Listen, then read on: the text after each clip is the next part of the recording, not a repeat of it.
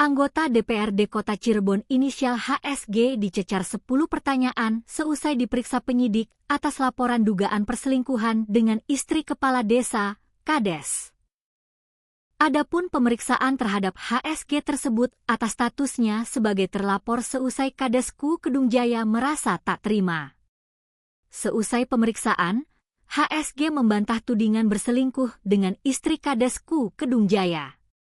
Bantahan itu disampaikan HSG melalui kuasa hukumnya, Furqon Nurzaman.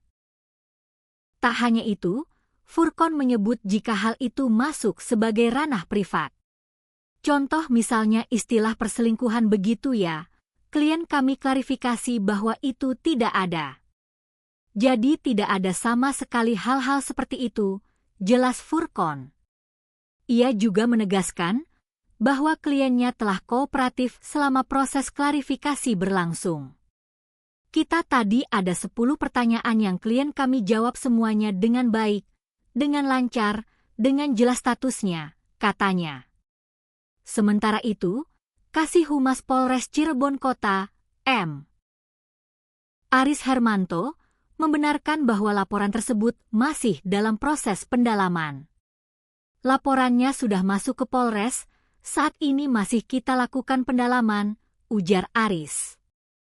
Kini, kasus dugaan perselingkuhan yang melibatkan figur publik tersebut masih menjadi sorotan masyarakat, sembari menunggu hasil penyelidikan lebih lanjut dari pihak kepolisian.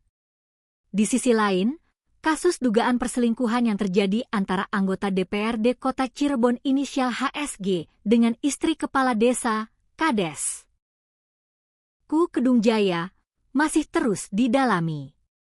Sejauh ini, polisi sudah melakukan pemeriksaan terhadap 2 orang saksi. Namun demikian, polisi menyebut pemeriksaan masih di tahap awal. Sehingga, belum ada penetapan tersangka dalam kasus dugaan perselingkuhan tersebut.